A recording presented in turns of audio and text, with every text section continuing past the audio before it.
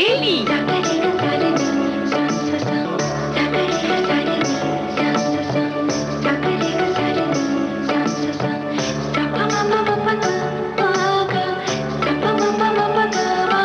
सखी सहेली।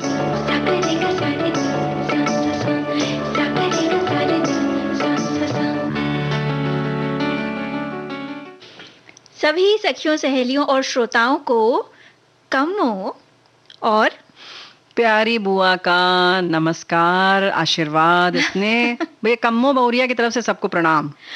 बुआ जी, प्रणाम तो हम कहने वाले थे और आपको पालगी भी करने वाले तो थे। तुम्हारी तरफ से कह दिया तो क्या मतलब क्या है? ठीक है, पैसे दे देना, कुछ और क्या है। ये तो वर्ड फेमस है ना कि अब बुआ आई हैं, तो जब बुआ बोलने लगेंगी तब थोड़े कम्मो बहुरिया बोल पाएंगी। इसीलिए मैंने थोड़ा देर कर दी, पहले ही पालगी कर लेनी चाहिए और क्या, बस चूकोगी तो ऐसे ही जाओगी। देखो, चूकने के लिए तो बहुत सारी जगह है जहाँ पर एकदम चौकन्ना रहना चाहिए। जी बिल्कुल। तो चौंकते हुए, एकदम चौकन्ना रहते हुए मैं ये पूछ रही हूँ कि आज क्या क्या। अच्छा, पूछ रही हो? हमें लगा बता रही हो। भाई देखो, ऐसा है ना कि सखी विशेष में आज हम सरोद वादिका जरीन दारूवाला की बात करेंगे जी। और बुआ जी, आज घूमने चलेंगे। हाँ, तो दिन है ही है, तो फिर क्या कह रही है? तो वर्ड फेमस है कि आज हम गुरुवार के दिन घूमने जाते हैं। बुआ जी, लेकिन सोचिए, जरा जरा सोचिए। हम क्यों सोचेंगे, जब घूमने चलना ही है तो चलेंगे बस। अच्छा ठीक है, तो जहाँ चलेंगे वहाँ बता देती हूँ। बताओ। फूल ही फूल बिखरे होंगे और हम चलेंगे कास पठार पर। महाराष्ट्र में स्थित है ये जगह। और जबकि देखो, मजेदार बात यह है कि पठार है और फूल फूल खिलेंगे, तो चलेंगे तो पता चलेगा कि कैसे खिलते हैं, किस मौसम में खिलते हैं और क्या क्या नजारा रहता है ना। बिल्कुल। और साथ ही साथ आज विश्व दृष्टि दिवस भी है। विश्व दृष्टि दिवस है, विश्व मानक दिवस है, तो इन सब की ढेर सारी बधाई। लेकिन ये तो पूरे मोहल्ले में वर्ड फेमस है कि आज नवरात्रि की 9वीं तिथि है। हाँ। तो 9वीं की ढेर सारी शुभकामनाएं। तो भाई बहुत सारे लोगों का आज उपवास खत्म हुआ होगा, कुछ लोगों का केवल आज होगा, पहला रही होंगी, आज होंगे लोग, और उसके बाद कल दशमी मनाएंगे। हाँ, कल दशहरा होगा। तो सभी लोग तैयारी में तो लगे ही होंगे। बिल्कुल लगे होंगे। और हमारी जो सखियां होती हैं ना बुआ जी, ये जो नवरात्रि के जो 9 दिन होते हैं, शुरू से लेकर अंत तक, फिर दशहरा आ जाता है, मतलब नवरात्रि की तैयारी, फिर दशहरा पर्व है उसकी तैयारी, और उसके ठीक 15 दिन बाद आती है दिवाली। तो इतने सारे काम होते हैं, इतने सारे काम होते हैं। अब आपको क्या बताएं? बहुरिया, तुम ऐसा कह रही हो जैसे लग रहा है हमारे भाई बंधु लोग तो काम नहीं करते हैं। ऐसा ना कहो भैया, ऐसा नहीं, हम आप लोगों की तरफ से बोल रहे हैं, कोई नाराज ना होना श्रोता लोग, समझ गए? क्योंकि सब लोग जुट के अब काम करते हैं, है कि नहीं? लेकिन काम के साथ साथ बुआ जी थोड़ा आराम भी तो चाहिए ना। अच्छा, तो ये कहना चाह रही हो कि आराम भी चाहिए? तो भाई काम जो जो लोग कर रहे हैं ना, चाहे बहुएं कर रही हो, चाहे बिटिया लोग कर रही हो, चाहे बिटवा लोग कर रहे हो, सबके लिए आराम जरूरी है। ये इन्होंने जैसे कह दिया कि नहीं, हमारे घर की जो महिलाएं हैं, बिटिया लोग हैं, वही लोग काम करती हैं, ऐसा नहीं है, है ना? तो आराम भी सभी लोगों को करना चाहिए। अच्छा, तो ये बात बुआ जी, जब हम आराम करेंगे तो आप ये मत भूलिएगा, कम्मो काम छोड़कर क्यों आराम कर रही है? बिल्कुल कहेंगे, क्योंकि ये भी कहा जाता है कि काम का जो बदलाव होता है, यानी एक काम से जब दूसरा काम हम करते हैं तो वही आराम है। अब लो कर लो बात। और क्या, चौका छोड़ो जाता ले लो, यही कहा जाता है। चलो बूढ़ा सांस लो, चौका छोड़ो जाता लो।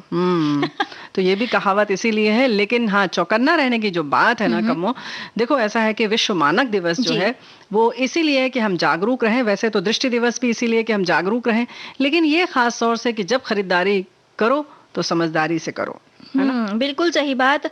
और ये जो मानक तय किए जाते हैं, ये जो प्रोडक्ट्स रहते हैं, जो चीजें रहती हैं, इसीलिए तय किए जाते हैं कि एक स्टैंडर्ड हो, मतलब एक तयशुदा उसका दिशा निर्देश हो। बिल्कुल। और मतलब कि ये चीजें, खूबियां इसमें कम से कम होनी ही चाहिए। मतलब एक स्तर बना दिया, उससे नीचे वाला नहीं चलेगा। बिल्कुल, उसको उपयोग करने के, उसका जो मार्गदर्शन होता है, मार्ग निर्देशिका होती है, साथ में वो रहती है कि आपको ये चीज या ये वस्तु इसी तरह उपयोग में लानी है। और बुआ जी, ये जो मानक होते हैं, ये खासकर जो खाने पीने की चीजों पर होते हैं, उनके लिए बेहद जरूरी होते हैं। जी हाँ, तो मानक तय किया जाता है, ISI मार्क वाली चीज खरीदें हम लोग, ये बात देखकर खरीदें। तो इन सब चीजों का जो मार्क है वो इसीलिए लगा होता है कि ये जो वस्तु है वो बिल्कुल स्टैंडर्ड की है, यानी कि इसमें ये खूबियां हैं जो कि एक सामान्य इस वस्तु में होनी ही चाहिए, है ना? बिल्कुल।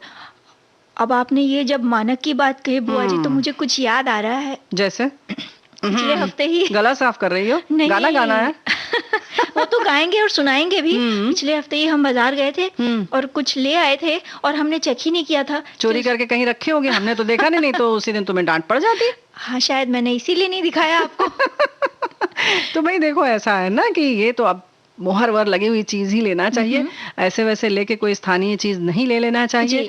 कोई भी बड़ी कंपनी हो, उसका मुहर लगा हो, केवल कंपनी के नाम पर भी बड़ी धोखाधड़ी होती है कमो बहुरिया, समझी? सही कह रही हैं आप। तो ऐसा नहीं कि केवल कंपनी का नाम देखा और हमने खरीद लिया। रजिस्ट्रेशन नंबर होता है, बहुत सारी चीजों का ISI मार्क होता है, ऐसे ही खाने की चीजों पर भी होते हैं मार्क, हरा लाल टिक्की लगी होती है, वो सब चीजें होती हैं।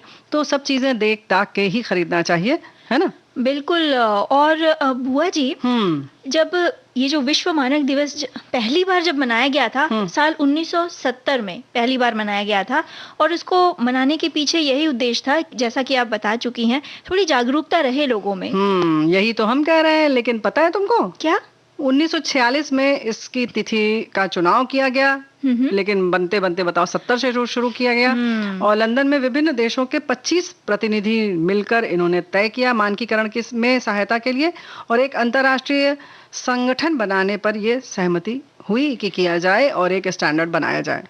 बिल्कुल। तो जब भी हम कोई ये वस्तु खरीदें तो ये जो मानक है उनका जरूर से ध्यान रखें। भाई अब वो तो चीज जो है ना, वो साथियों आप गाना सुनो, अब हम इनका कान पकड़ते हैं, देखते हैं ये क्या लेके आई है बिना ISI मार्क के।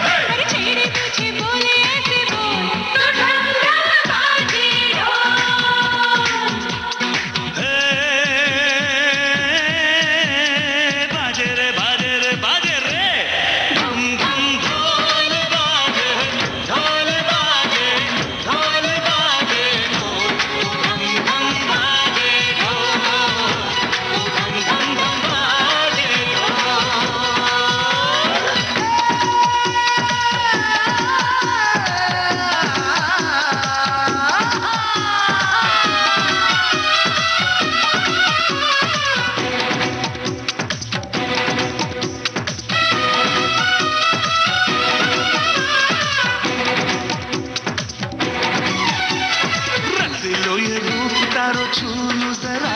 अरे हाँ, अरे हाँ, अरे हाँ।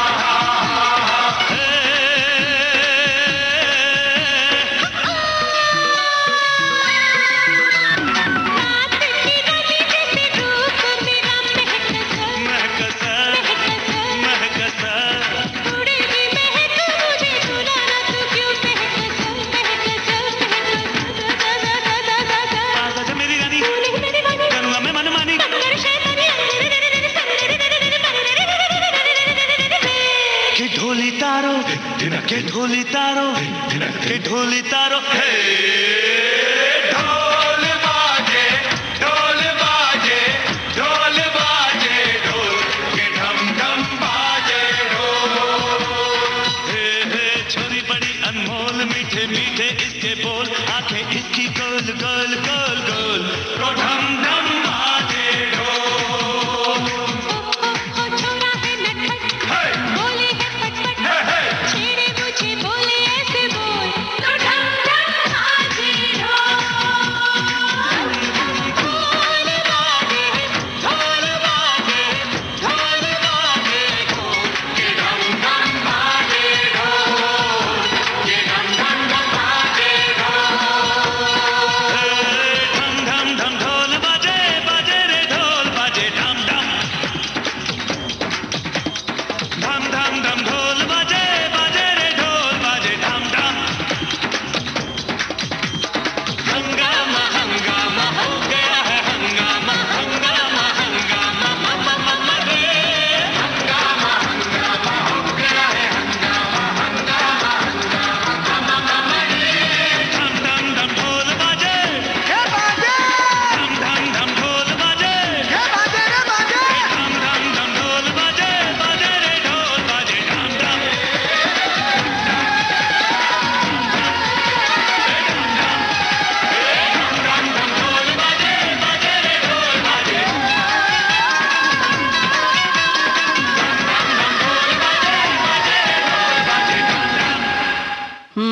जब ढोल बजता है तो पैर थिरकता है और जब कान पकड़ो तो बहुत सारी सच्चाई बाहर आ जाती है। खाना अभी तक गरम है। गरम है ना? हाँ। तो किया ना, देखा श्रोताओं, अब आप सोच रहे होंगे कि ये क्या खरीद के लाई हैं बिना जिसमें ISI मार्क नहीं था। हमें उसकी जरा भी चिंता नहीं है। अब जब कान पकड़ा तो कुछ कुछ ये निकल कर आया। हमने इनको पढ़ाकर बैठाया था कि थीम बताना क्या है इस वर्ष की मानक दिवस की, तो ये बताया ही नहीं इन्होंने। भूल गए बुआ जी। अब तो सही है ना, कान गरम है तो चलो बताओ बताओ। अब याद रहेगा। तो भाई विश्व मानक दिवस 2021 हम मना रहे हैं, उसकी जो थीम है इस साल की वो है सतत विकास लक्ष्यों के लिए मानक, एक बेहतर दुनिया के लिए साझा दृष्टिकोण है। क्या बात है। तो ये सब चीजें इसलिए हैं कि हम इन सब चीजों का ख्याल रखें, और लेकिन और भी ख्याल रखें कि अगली बार ये ना हो कि हमें तुम्हारा कान पकड़ना पड़े। बुआ जी अब इसी बार इतना कान गर्म हो गया है, और आपको पता है अब ये बात तो याद रहेगी ही, और एक अच्छी बात और है। अच्छा, हाँ, बताओ बताओ, हमें खुश करना चाह रही हो तुम। चलो बताओ बताओ। हमारे जो श्रोता हैं, हाँ। उन्होंने तो सबसे पहले हमें और पूरे परिवार को विविध भारती के नवमी की हार्दिक शुभकामनाएं दी हैं, और कह रहे हैं कि आज विश्व दृष्टि दिवस है। इस दिवस की भी अनेकानेक शुभकामनाएं। दृष्टि है तो सृष्टि है, दृष्टि है तो नजर है, और नजर है तो नजारे हैं। क्या बात है। इसलिए कहा जा सकता है दृष्टि ही सृष्टि है और सृष्टि ही दृष्टि है। वाह, धन्यवाद देते हैं इनको। बहुत बहुत धन्यवाद। और यही तो हम कह रहे हैं कि देखो थोड़ा सा अनुशासन कितना जरूरी है। थोड़ा सा किया तो कितनी अच्छी अच्छी बातें निकल कर आई। और अब जो है हम लोग बात कर रहे हैं वर्ल्ड साइट डे यानी विश्व दृष्टि दिवस की, जो हर साल अक्टूबर के दूसरे गुरुवार को मनाया जाता है। और जो उद्देश्य है बुआ जी दुनिया भर ये इसको मनाने का, वो यही कि दुनिया भर के लोगों द्वारा जो दृष्टि दोष है और आंखों से जो न दिखने की समस्या है उस पर ध्यान केंद्रित किया जा सके। जी हाँ, क्योंकि बहुत सारी चीजों का तो इलाज संभव है, लेकिन ग्लूकोमा और बहुत सारी ऐसी भी चीजें हैं जिनकी अभी भी जो है ना, जिसका इलाज इतना मुश्किल है, बहुत हद तक तो नहीं भी हो पाता है, एक सीमा तक ही संभव होता है। तो इसके लिए कोशिश करें कि हमारी दृष्टि जो है उसके महत्व को समझें और उसको सुरक्षित रखने की कोशिश करें। जी बिल्कुल। और इस तरह की बीमारी के बारे में जागरूकता लाने के लिए ये दिन पूरी दुनिया में मनाया जाता है। वैसे इस दिन की शुरुआत उन लोगों का समर्थन करने के महत्व को समझने के लिए की गई जो ठीक से देख नहीं पाते। जी हाँ, तो या किसी दुर्घटना की वजह से या किस तरह से उनकी आंखें चली गई, या कुछ लोग जन्मजात ही जिनकी दृष्टि नहीं होती है, उनकी तकलीफ और उनकी समस्या को समझना। और हमें लगता है कहीं ना कहीं इससे जुड़े हुए जो भी चीजें हैं, जैसे नेत्रदान की बात करें हम, या जो भी सतर्कता की बात करें, सावधानी की बात करें, बच्चों का ध्यान रखने की बात करें, ये सब इसलिए है कि हम इन सबको एक बार फिर से दोहरा लें। जी बिल्कुल। तो पहली बार जब ये दिवस मनाया गया था इंटरनेशनल फाउंडेशन लायंस क्लब द्वारा साल 2000 में। अच्छा। और जो मनाने का खास उद्देश्य था कि धुंधली दृष्टि, साथ ही साथ अंधत्व और दृष्टि से संबंधित समस्याओं के बारे में लोगों के बीच जागरूकता पैदा हो, जैसा कि आपने बताया। बिल्कुल। और जब इसके बाद जो है आंखों के प्रति जो बढ़ते जोखिम जो होते हैं जी, उसको देखते हुए इस बार की थीम क्या रखी है, अब तो बता दो। इस बार की थीम है लव योर आईज, यानी अपनी आंखों से प्रेम करें। क्या बात है, क्या बात है। और इस तरह से लोगों को ये बताएं, हम लोग बताते हैं कि वैसे तो बताया ही जाता है और लोग समझते भी हैं कि ये सतरंगी दुनिया की छवि दिखाने वाली जो आंखें हैं वो कितनी महत्वपूर्ण है, इन्हें कैसे सहेज के रखा जाए और किन किन चीज़ों का ख्याल रखा जाए। और बाकी विस्तार में बातें तो चलो ये बता देंगे हमारी डॉक्टर साहब। हाँ, डॉक्टर कंचन चौहान से जो बातचीत है वो हम सुनते हैं। बिल्कुल।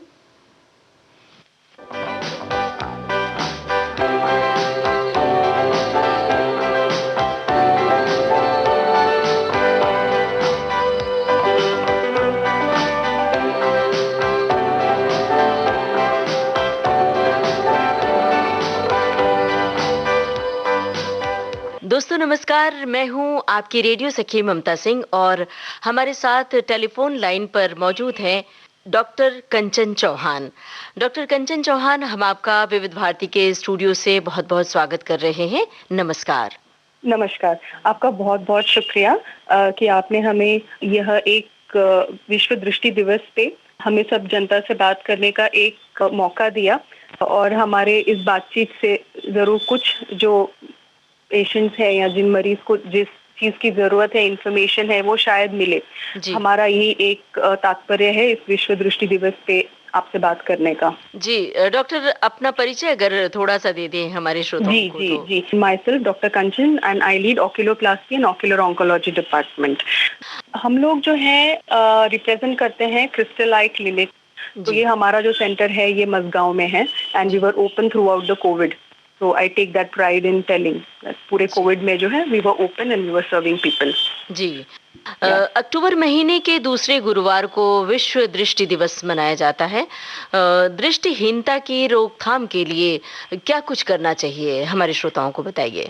हाँ जी, तो जैसे कि आजकल हम सब जानते हैं कि कंप्यूटर और मोबाइल का जो यूज है ये हद से ज्यादा बढ़ गया है। ना चाहते हुए भी बच्चों को काफी देर जो है 8 से 12 घंटे कई बार मोबाइल पे काम करना पड़ता है। तो सबसे पहले तो ये चीज होगी कि अगर आप मोबाइल से उनको शिफ्ट करें एक बड़े स्क्रीन पे, जैसे आईपैड, जो कि एक डिस्टेंस पे रखा जाए और जिसको जो है आपके शोल्डर लेवल पे लाया जाए। तो उसका पहले तो हम हाइट इंक्रीज कर सकते हैं, उसकी ऊंचाई जो है, ताकि वो सीधे बैठे, उनकी गर्दन या उनके नेक पे जो है स्ट्रेन ना आए। दूसरा हमें करना चाहिए कि उसको हमें ब्राइटनेस कम कर देना चाहिए, और जो इल्यूमिनेशन है, जो लाइट होती है रूम में, उसको मैक्सिमम रखा जाए। और एक ऑप्शन होता है जिसको हम सेपिया मोड बोलते हैं। सेपिया मोड या नाइट मोड, दोनों में जो है अपनी नजर को जो हानि होने वाली होती है ब्राइटनेस से, वो कम हो जाती है। ये दूसरी चीज है। और तीसरी चीज ये होती है कि बच्चे जो है वो कंटिन्यूअसली मोबाइल और कंप्यूटर स्क्रीन को देखते रहते हैं। तो इस चीज को अवॉइड करने के लिए हमें 20-20-20 रूल बच्चों को सिखाना चाहिए, जिसमें हम क्या करते हैं कि हर 20 मिनट के बाद एक 20 फीट पे कोई भी ऑब्जेक्ट, जैसे घर हो गया, पेड़ हो गया, खिड़की से बाहर दूर की तरफ हमें देखना चाहिए। और इस दौरान हमें कम से कम जो है 4-5 बार आंखों को झपकना चाहिए, ब्लिंक करना चाहिए। जी। इससे क्या होता है कि आपकी आंखों की जो टियर फिल्म होती है ये अच्छे से इवनली स्प्रेड हो जाती है। तो इससे हर 20 मिनट के बाद आपकी आंखों की मसल्स होती है, मांसपेशियां होती हैं, ये रिलैक्स हो जाती हैं। तो इससे माइनस नंबर नहीं बढ़ता। तो उससे हेल्प होती है और साइंटिफिकली प्रूवन एक्सरसाइज है। तो 20-20-20 रूल जो है ये बेहद जरूरी है, हर बच्चे को सिखाया जाना चाहिए। तीसरी चीज है कि 20 मिनट्स के लिए sunlight exposure is extremely essential, कि वो सुबह की जो धूप होती है उसमें बच्चे बैठे और विटामिन डी जो है इसका सिंथेसिस उनमें हो, जो कि नेचुरल सनलाइट से अपने को मिलती है। और एक चीज जो मैंने देखा है कि बच्चे बिल्कुल आउटडोर एक्टिविटी नहीं कर रहे हैं। Actually 45 minutes of outdoor activity is extremely essential, जिससे जो है माइनस नंबर जो है बढ़ते नहीं है। और सबसे लास्ट एंड मोस्ट इम्पॉर्टेंट, जो हमारे स्क्रीन्स होते हैं आईपैड के, मोबाइल के, इनके ऊपर काफी डस्ट, बैक्टीरिया और वायरसेस होते हैं, they are the main source जिससे हमें एलर्जी होती है।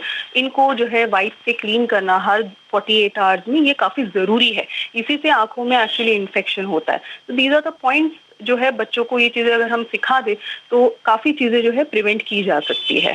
जी, बहुत ही उपयोगी जानकारी आपने दी डॉक्टर साहिबा, क्योंकि ये जो दौर है कोविड के बाद से बच्चों के क्लासेस ऑनलाइन हो रहे हैं, तो बच्चे कंप्यूटर पे और मोबाइल पे या फिर आईपैड पे क्लासेस कर रहे हैं, तो ये बड़ी ज़रूरी बातें आपने बताई हैं। एक बात आपने कहा कि टीयर्स कम हो जाते हैं, इसके बारे में बहुत चर्चा होती है कि आंखों का पानी चला जाता है, लोग कहते हैं आंखों का पानी मर जाता है, और कहा जाता है कि रहमन पानी राखिए, बिन पानी सब सून, तो बिना पानी के सब कुछ सूना है। तो ऐसे में आंखों की पानी के लिए क्या कुछ करें कि पानी सुरक्षित रहे और आंखों का रेटिना कमजोर ना होने पाए?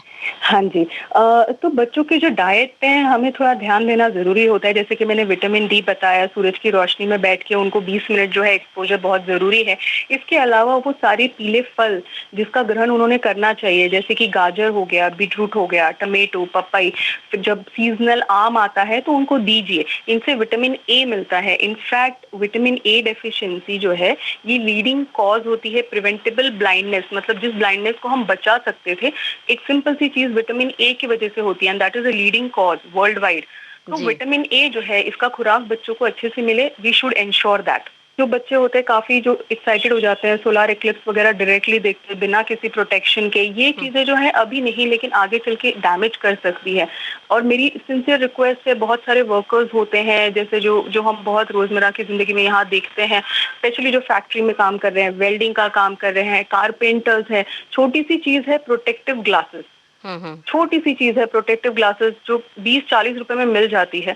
इसको अगर आप पहने तो बहुत सारी इंजरीज जो है प्रिवेंट की जा सकती हैं। और इससे जो इन्फेक्शन होता है, जो डैमेज होता है, ये काफी गहरा होता है जी। और समय पे अगर हम इसको ट्रीट ना कर पाए तो इससे नुकसान काफी होता है। तो इन चीजों से अगर हम बचे तो ये काफी बेहतर होता है। जब हम बाहर जाते हैं यूवी लाइट से प्रोटेक्ट करने के लिए हमें जो है ग्लेयर्स का इस्तेमाल करना चाहिए, जिसको हम काला चश्मा बोलते हैं। उससे यूवीए और यूवीबी लाइट्स फिल्टर हो जाती हैं। और बहुत कॉमन क्वेश्चन पूछा जाता है आजकल कि मैम ये ब्लू फिल्टर लाइट वाले ग्लासेस हम अपने बच्चों को दे क्या? और हर साइट पे अवेलेबल है कि ब्लू फिल्टर वाले ग्लासेस बच्चों ने पहनना चाहिए क्या? तो ये सवाल का एक ही आंसर है कि जो साइंटिफिकली प्रूवन, अभी तक इसके ऊपर कोई रिपोर्ट नहीं है कि अगर आप ब्लू फिल्टर ग्लासेस यूज करेंगे तो उसका कोई फायदा होगा। राइट, तो इसलिए हम इस चीज को सपोर्ट नहीं करते हैं। बजाय इसके कि उनका नंबर चेक किया जाए और उनको प्रॉपर जो उनका रिफ्रैक्टिव एरर है उसको चेक करके नंबर दिया जाए और चश्मा बनाया जाए। आजकल ये फैशन हो गया कि हम ऑनलाइन जो है चश्मे का नंबर भी चेक करवा रहे हैं और साथ में चश्मा भी ऑनलाइन बना रहे हैं। जी हाँ, जो कि काफी बार गलत होता है क्योंकि जब पेशेंट को चश्मा लेके आते हैं तो वो करेक्टेड नहीं होते हैं। तो एक प्रॉपर आंखों के डॉक्टर के पास जाकर ही अपना इलाज कराए, ये भी बहुत जरूरी है। और डायबिटीज के पेशेंट्स को मैं रिक्वेस्ट करूंगी कि हर 2 साल में कम से कम एक बार अपनी आंखों को चेक जरूर कराए, रेटिना जरूर चेक कराए। जी बिल्कुल सही कहा आपने।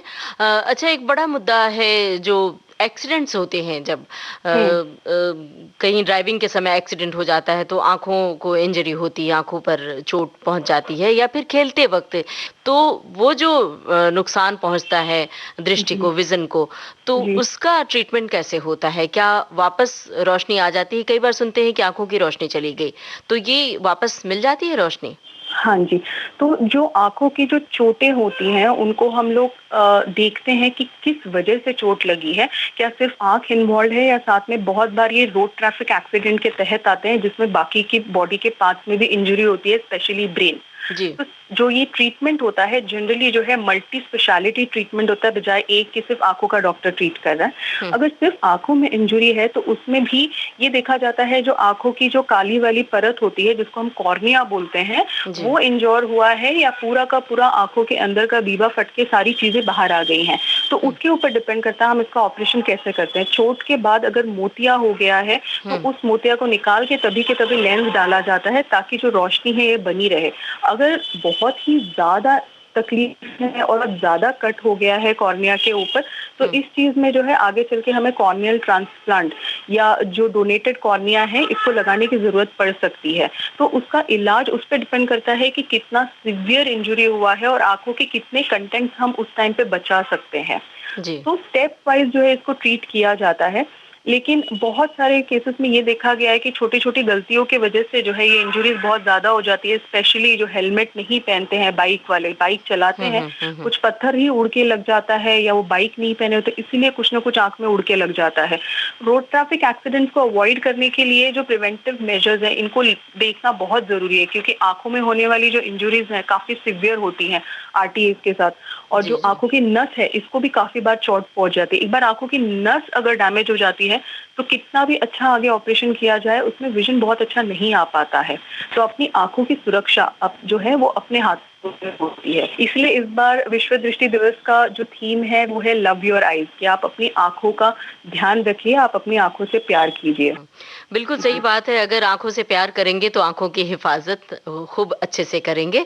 और बड़ी ज़रूरी उपयोगी बातें आपने हमारे श्रोताओं को बताई है।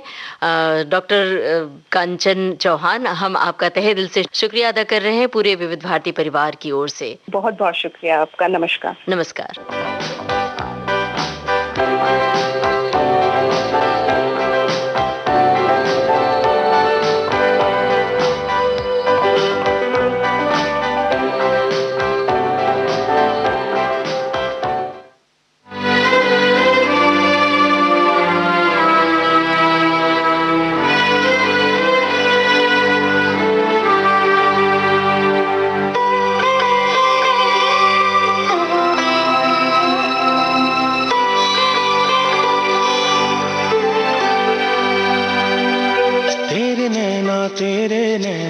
तेरे नैना रे, तेरे नैना तेरे नैना तेरे नैना रे, तेरे नैना तेरे नैना तेरे नैना रे, तेरे नैना तेरे नैना तेरे नैना रे। नैनों की चाल है मखमली हाल है, नीची पलकों से बदले समा। नैना शर्माए जो या के भर आए जो, थम के रुक जाए दोनों जहां। रब की नेमत है तेरी निगाहें, जिसमें बसती है उसकी दुआएं। ऐसे नैनों की बातों में कोई क्यों ना आए। ओ तेरे नैना तेरे नैना तेरे नैना रे, तेरे नैना तेरे नैना तेरे नैना रे। ओ ऐसे नैनों की बातों में कोई क्यों ना आए। ओ तेरे नैना तेरे नैना तेरे नैना रे, तेरे नैना तेरे नैना तेरे नैना रे।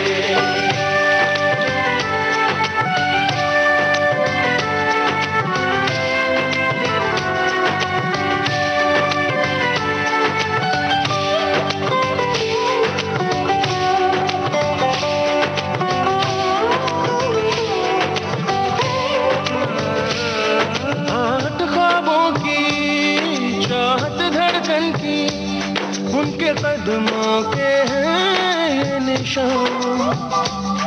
चाहे कुछ ना बोलूं, चाहे राज ना खोलूं, ये समझते हैं मेरी जुबान।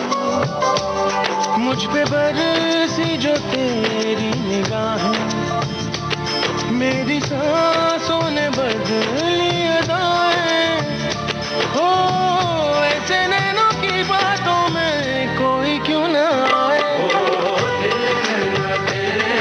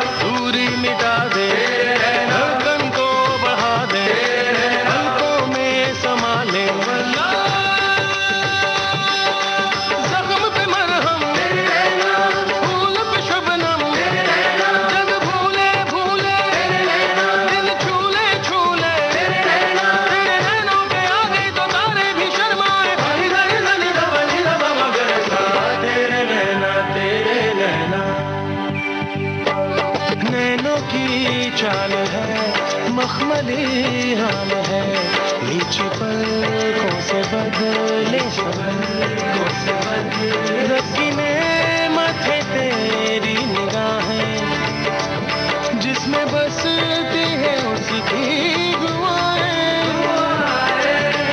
ऐसे नैनों की बातों में कोई क्यों ना आए, ओ तेरे नैना तेरे नैना तेरे नैना रे, तेरे नैना तेरे नैना तेरे नैना रे, तेरे नैना तेरे नैना तेरे नैना रे, तेरे नैना तेरे नैना तेरे नैना रे। यही तो हम कह रहे हैं क्या बुआ जी? कि अपनी दृष्टि संभाल संभाल कर रखो, क्योंकि फिर हम लोग घूमने भी चलेंगे। हाँ, और जब घूमने जाएंगे तो वहाँ के जो सुंदर नज़ारे हैं वो इन्हीं आंखों से तो देखने हैं हमें। जी हाँ, वैसे भी बहुत सारी ज़रूरतें हैं और दुनिया देखने के लिए भी दृष्टि का होना ज़रूरी है। थोड़ी सी साज संभाल से अगर हम बचा सकते हैं तो हमें ध्यान रखना ही चाहिए, और बहुत नाजुक होती हैं। बिल्कुल रखना चाहिए। तो कहाँ चले आज? अरे तुमने तो कहा था, बता तो चुकी है। मैं भूल जाती हूँ ना बुआ जी। चलो आज त्योहार ऐसे छोड़ दे रहा है बिटिया।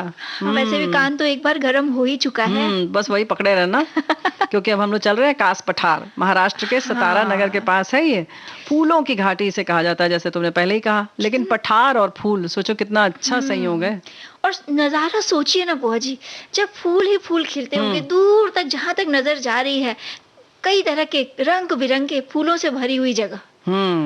मैं तो सोच सोच के वो मन है ना हर्षित हुआ जा रहा है। नहीं ऐसा नहीं है। यहाँ पे जो फूलों की घाटी जिसकी बात हम कर रहे हैं, मतलब अगस्त से लेकर अक्टूबर के महीने में बहुत खूबसूरत लगती है, क्योंकि इसी समय फूल जो हैं खिले रहते हैं।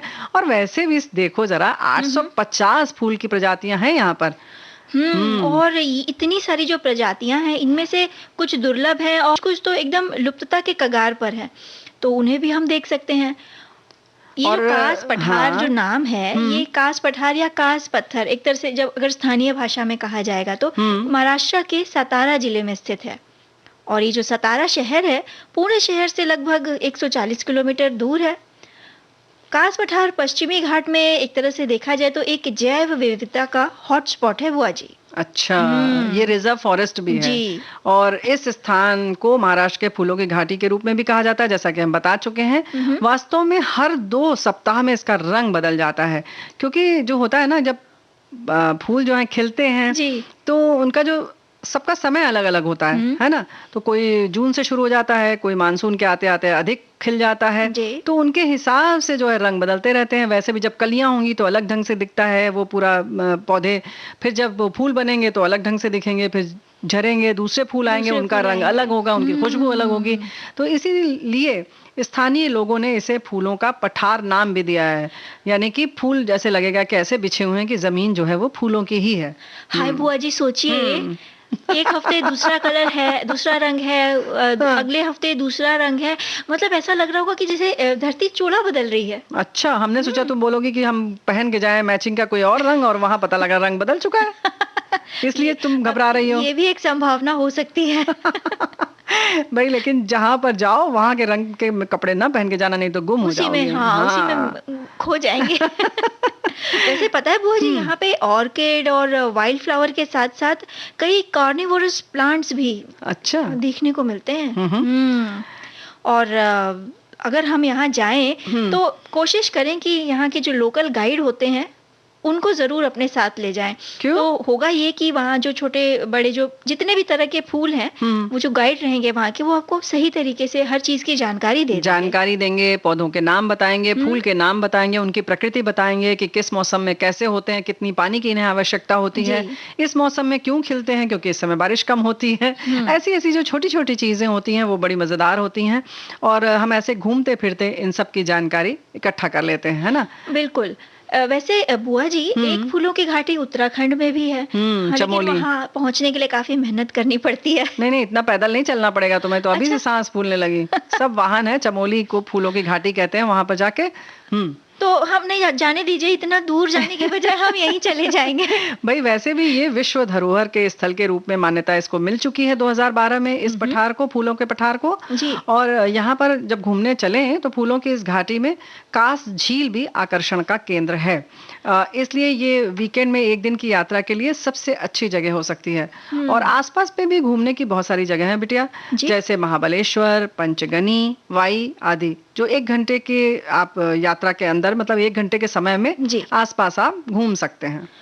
और अगर आप कास पठार की यात्रा करना चाहते हैं तो सबसे पहले ऑनलाइन रजिस्ट्रेशन और बुकिंग करवाना जरूरी है। क्यों? इसका कोई समय और पैसा वैसा भी है क्या? हाँ बिल्कुल। अच्छा। एक नियत फीस चुकानी पड़ती है और समय इसलिए लगाया रखा गया है ताकि चूंकि ये विश्व धरोहर है, अगर इतने सारे पर्यटक एक साथ पहुंच जाएंगे तो नुकसान की संभावना रहेगी। और जो वो फूल हैं तो जाहिर है वहाँ तितलियां आती होंगी, पंछी आते होंगे, तो वो भी परेशान हो जाएंगे। और वैसे भी हमने पहले ही बताया कि ये रिजर्व फॉरेस्ट भी है, तो वहां पर आप हम लोग मतलब इतनी भीड़ में न जाए कि मतलब इंसान ही लगे, हाँ मतलब जंगली जैसे ना हो जाए, है ना।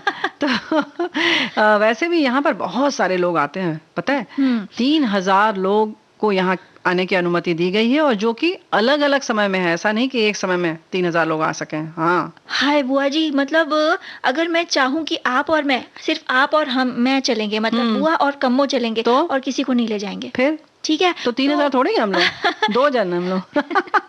तो लेकिन बुआ जी बुकिंग तो करवानी पड़ेगी ना। हाँ, तो तुमने बताया तो कि ऑनलाइन कर लेंगे, लेकिन हाँ यही हम कह रहे हैं कि 3000 लोग तो आते हैं, मतलब को ही आना अनुमति मिली हुई है। हाँ लेकिन वो भी एक समय में नहीं, 3 अलग अलग समय मिलाकर, जैसे कि 3 समय है, सुबह 7 बजे से लेकर 11 बजे तक, फिर सुबह 11 बजे से दोपहर 3 बजे तक, और दोपहर 3 बजे से शाम 6 बजे तक, यानी कि एक समय में 3000 लोग इकट्ठा न हो जाएं। सही बात है। तो जब हमें चलना है तो बता दें कि सतारा से 25 किलोमीटर दूर मुंबई से इस जगह यानी कास पठार पहुंचने में लगभग 6 घंटे लगते हैं, और पूना शहर से लगभग 3 घंटे की ड्राइव है ये। अच्छा। और अगर हम रोड से ट्रैवल कर रहे हैं तो मुंबई बेंगलोर हाईवे लेना ज्यादा उपयुक्त होगा, क्योंकि यहाँ पे आपको पार्किंग थोड़ी दूर मिलती है, वहाँ पे आप अपनी गाड़ी खड़ी करके आगे चलकर जाना होगा आपको। और वहाँ पर राज्य परिवहन की बसें भी आपको ले जा सकती हैं, बहुत कम पैसे में पहुँचा देंगी। तो ये अब आपकी मर्जी है कि आप कैसे जाना चाहते हैं, लेकिन जाएं जरूर। और जाने से पहले मतलब अगर आप जा ही रहे हैं और तो? हम चल ही रहे हैं बुआ जी, तो क्या क्या ले चलना? हाँ तो कुछ खास बातें जो हैं वो आपको भी बता दें और श्रोताओं को और सखियों हमें ना बताओ, क्योंकि तैयारी तो तुम ही को करना है। वैसे ये तो वर्ल्ड फेमस बात है कि बुआ जी को सब पता होता है। बुआ जी को सब पता भी हो, इसकी तैयारी तो तुम ही को करना है। हाय इस लाइन पे तो मैंने ध्यान ही नहीं दिया। हमें पता है तुम यही कहोगी कि यहाँ ठंड बहुत पड़ती है, हवाएं बहुत चलती हैं, तो जो भी ठंडा वंडा से बचना हो तो उस हिसाब से कपड़े लत्ते लेकर जाएं। हाँ बिल्कुल। और चूंकि रिजर्व फॉरेस्ट है, घना जंगल का इलाका है बुआ जी, तो बहुत सारे मच्छर और मक्खियां भी होंगे, तो इसलिए जितना हो सके अपने आप को ढक कर, मतलब पूरे बांह के या पूरे कपड़े पहने रहे जी। और ये जो मक्खियां हैं, हो सकता है मक्खियां, मच्छर या बारीक जो कीड़े होते हैं तो आंखों में भी जा सकते हैं, इसीलिए कोशिश करें, अगर ना मिले तो कोई बात नहीं, लेकिन अपनी आंखों को बचाने के लिए जो चश्मा होता है, धूप से बचने वाला चश्मा, वो जरूर पहने। नहीं हो तो आप सीधा सफेद ग्लास वाला भी चश्मा पहन सकते हैं, अगर आपको नहीं मन है धूप वाला चश्मा पहनने के लिए, लेकिन आंखों को सुरक्षित रखें चाहे जैसे भी हो सके।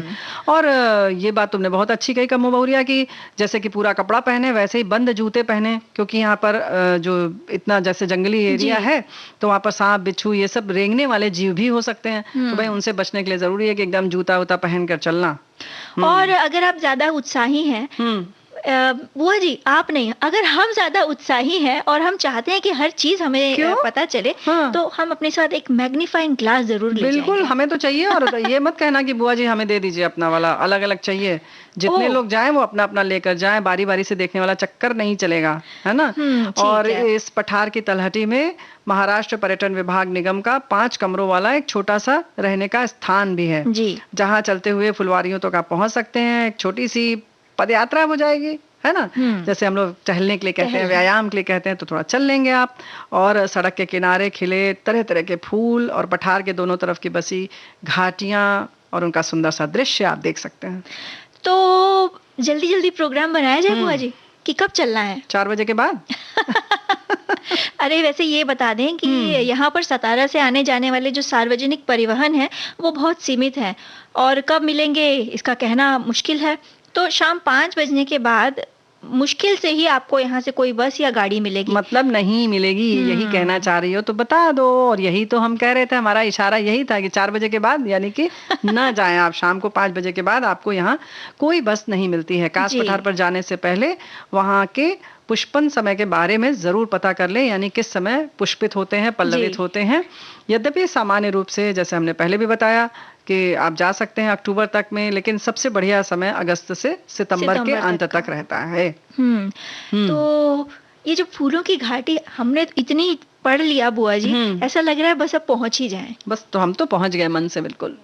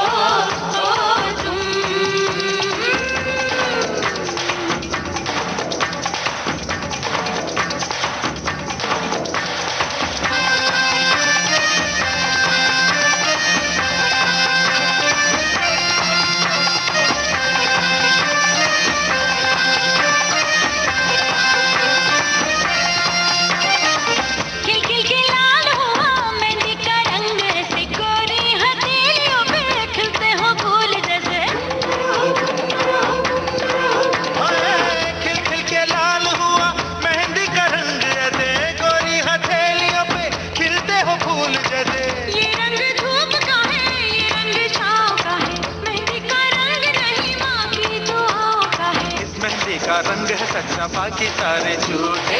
हाथों से अब मेहंदी का ये रंग कभी ना छूटे। बुम्बरा बुम्बरा शाम रंग बुम्बरा बुम्बरा बुम्बरा शाम रंग बुम्बरा आए हो किस बगिया से हो तुम।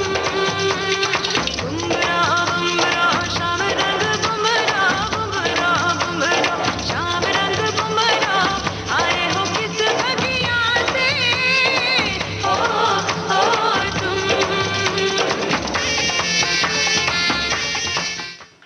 जी अब घूम तो आए हम बुआ जी तो बात कर ले अब। सरोद वालिका विदुषी जरीन शर्मा दारूवाला जी, जो साल 1946 में जन्मी और एक पुलिस अधिकारी की बेटी थी ये। उनके पिता भी उन्हें भारतीय शास्त्रीय संगीत को अपनाने के लिए प्रोत्साहित किया करते थे, तो उन्होंने महज 4 साल की उम्र में ही हारमोनियम सीखना शुरू कर दिया था। मतलब कितने आश्चर्य की बात है कि पुलिस अफसर होकर वो चाहते थे कि उनकी बेटी शास्त्रीय संगीत की तरफ जाए और 4 वर्ष में सिखवाना शुरू कर दिया। लेकिन 1952 में स्वामी हरिदास संगीत सम्मेलन में उन्होंने रविशंकर और अली अकबर खां यानी सितार वादक रविशंकर और अली अकबर खां का सरोद जब सुना जुगलबंदी सुनी, भाई दोनों दिग्गज कलाकार, तो उन्हें सरोद से प्यार हो गया और हरिपाद घोष द्वारा वाद्य यंत्र में प्रशिक्षित उन्होंने गायन SCR भट्ट, लक्ष्मण प्रसाद जयपुर वाले और रतन जंकर और प्रसिद्ध वायलिन वादक VG जोग को भी बहुत वो बहुत प्रभावित हुई, बहुत ज्यादा प्रभावित हुई और फिर एक बच्चे के रूप में वो जानी माने लगी। क्योंकि मतलब बड़ी आश्चर्य की बात है, जिस समय उन्होंने सरोद सीखना शुरू किया और प्रदर्शन शुरू किया तब तक कोई महिला नहीं बजाती थी। वैसे भी इसको पुरुष का वाद्य यंत्र कहते हैं, जैसे तबला बहुत दिनों तक महिलाओं ने नहीं बजाया, बिल्कुल वैसे ही सरोद भी। और साल 1960 में जो मासूम फिल्म रिलीज हुई थी, उसके शीर्षक गीत में भी उन्होंने सरोद वादन किया था। और उसके महज 4 साल बाद फिल्म उद्योग से वे जुड़ी।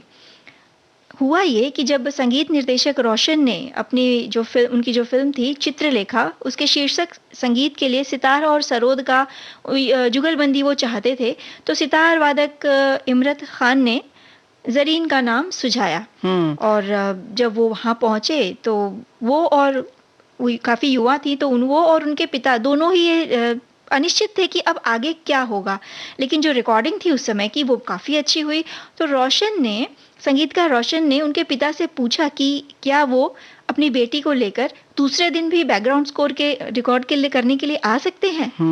इस तरह उनकी जो यात्रा थी वो शुरू हुई और रिकॉर्डिंग स्टूडियोज में वो एक नियमित उपस्थिति उनकी दर्ज होने लगी। तब तो उनका लोगों ने नाम जाना, पता है।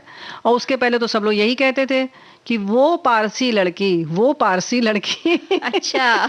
तब तक कोई नाम नहीं जानता था, क्योंकि लोग ये सोचते थे कि पता नहीं ये क्या करेगी। जैसे पहले ही जैसे तुमने बताया कि अभी हम लोगों ने बताया ना कि वो बिल्कुल निश्चिंत नहीं थे कि पता नहीं कैसा करेंगी। रोशन जी ने कहा, फिर उनके पिताजी से बात हुई, तो इस तरह से। और उस समय ये मात्र 18 वर्ष की थी, तो एक टीनेजर लड़की से ये उम्मीद करना कि कुछ अच्छा प्रदर्शन करेंगी, वो तो सच बात है ना, किसी को भी होगा तो उसके मन में शंका रहेगी। लेकिन फिर तो उन्होंने पीछे मुड़कर देखा नहीं।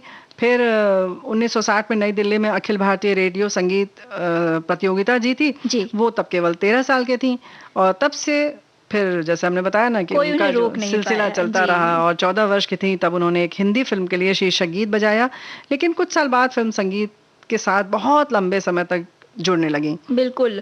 और इन्हीं स्टूडियो में किसी रिकॉर्डिंग के दौरान ही वो अपने भावी पति सितार वादक अशोक शर्मा से भी मिली थी। आगे चलकर साल 1988 में संगीत नाटक अकादमी पुरस्कार सहित उन्हें कई ट्रॉफियां मिली। और 1990 में उन्हें महाराष्ट्र सरकार से महाराष्ट्र गौरव पुरस्कार मिला। वर्ष 2007 के लिए उन्हें दादा साहब फाल्के अकादमी पुरस्कार से सम्मानित किया गया। जी। उनका जो मास्टर स्ट्रोक था बुआ जी, जब वो बजाती थी तो जो मास्टर स्ट्रोक था उनका, उसे श्रोता जो थे इतने मंत्रमुग्ध होकर सुनते थे। शास्त्रीय संगीत समारोह हो या फिल्मी गीतों की रिकॉर्डिंग, वो दोनों ही जगह पर बड़े इत्मीनान से, बड़े आराम से और शिष्टता के साथ बजाती थी। ये बहुत विलक्षण प्रतिभा थी उनके में, क्योंकि आमतौर पर शास्त्रीय संगीत वाले जो हैं वो फिल्म संगीत नहीं उनको रुचता है, क्योंकि स्वर बदलता है, कुछ माहौल बदलता है, तो वो मुश्किल होता है उन्हें सामंजस्य स्थापित करने में। लेकिन दोनों में वो सिद्धहस्त थी, ये बहुत बड़ी बात है। कई फिल्मों के गीतों में उन्होंने सरोद वादन किया, जैसे चित्रलेखा का गीत है मन रे तू काहे न धीर धरे, गुड्डी फिल्म का गीत है बोले रे पपीहा, सरस्वती चंद्र के कुछ गीतों में उन्होंने बजाया। साथ ही साथ महबूबा फिल्म और किनारा का जो गाना है नाम गुम जाएगा, उसे कैसे भूल सकते हैं हम। और तेरे जैसे गीतों की सुंदरता को उन्होंने बढ़ा दिया, जैसे कि तेरे बिना जिंदगी से कोई शिकवा तो नहीं, है ना। फिर उन्हें संगीत नाटक अकादमी पुरस्कार 1988 में मिला और महाराष्ट्र गौरव पुरस्कार, और जैसे हमने बताया दादा साहब फाल्के पुरस्कार 2007 में मिला। तो भाई उनकी जो है ना, इस तरीके से उनकी संगीत यात्रा, जिस समय की फिल्म दुनिया में महिलाएं बहुत कम होती थी और खासतौर से संगीतकार के तौर पे तो बहुत ही कम होती थी, और वो वाद्य ऐसा बजाती थी, वो भी सरोद, तो बहुत ही विलक्षण बात थी उस समय के लिए और अभी के लिए भी है। अभी उस तरह से नहीं आए हैं हमारी बहुत सारी बहनें, और इस तरह से उनकी यात्रा चलती रही। संगीत हमारे बीच में है, लेकिन जरीन दारूवाला जी 20 दिसंबर 2014 को हमें छोड़कर चली गई। बिल्कुल, लेकिन उनके द्वारा संगीत में जो योगदान है वो अभी तक हमारे बीच है। बिल्कुल, तो सुनते हैं ये गीत।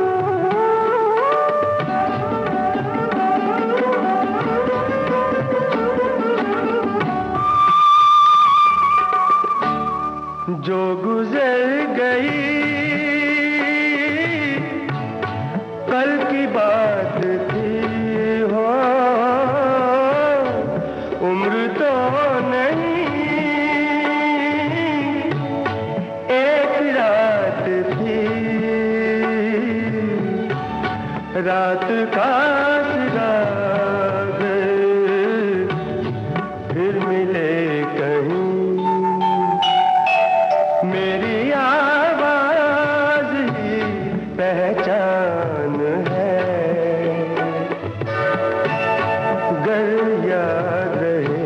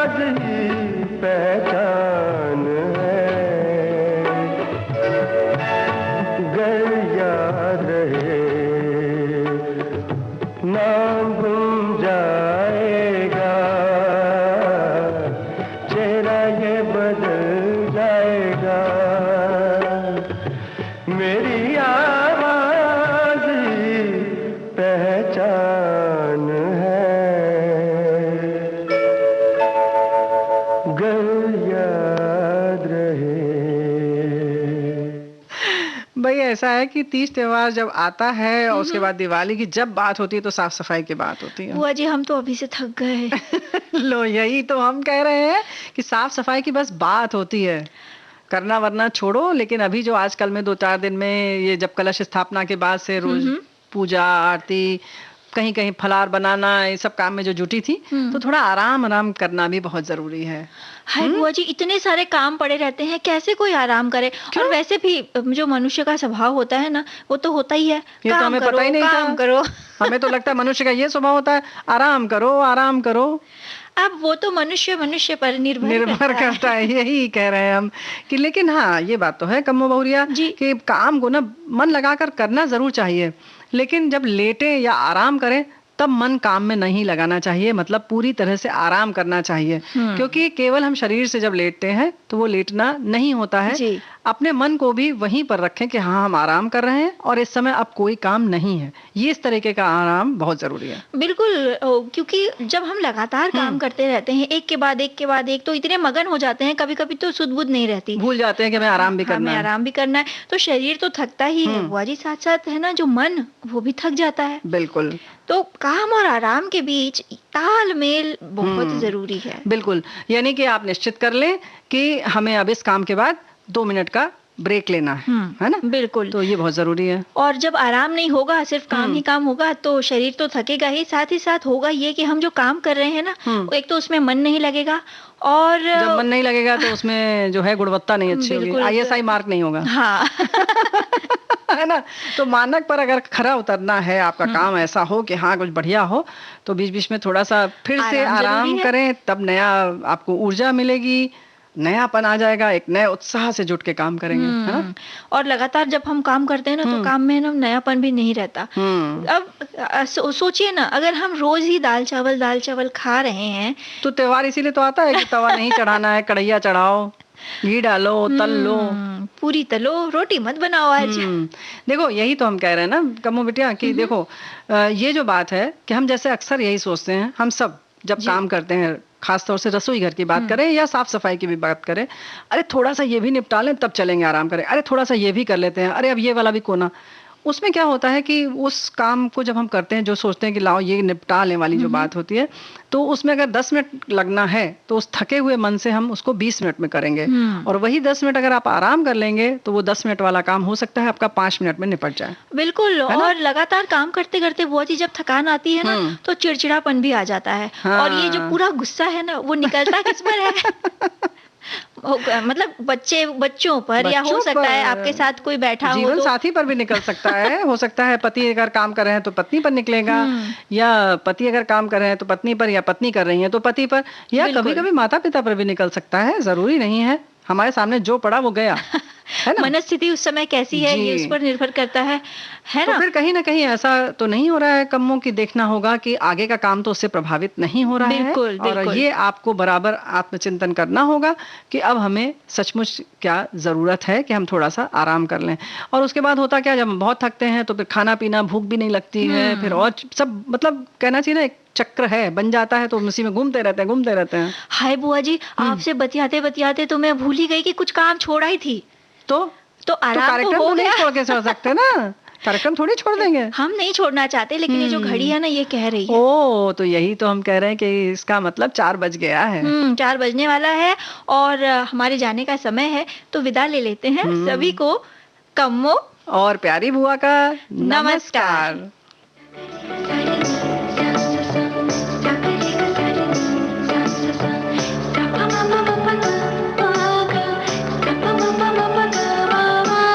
सखी सहेली।